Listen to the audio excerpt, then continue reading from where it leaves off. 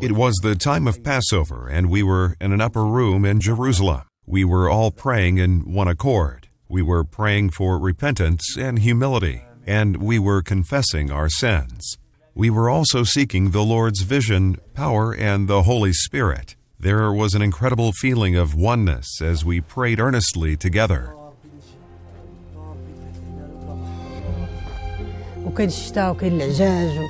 Suddenly, there was the sound of a violent wind that filled the whole room where we were sitting. Then tongues of fire came down, and this fire rested on. All the people in the room were filled with the Holy Spirit.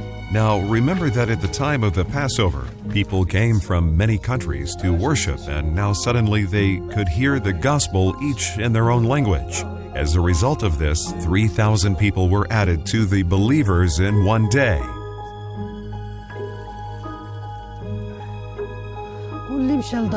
The people devoted themselves to the apostles' teaching and to fellowship, to the breaking of bread and to prayer.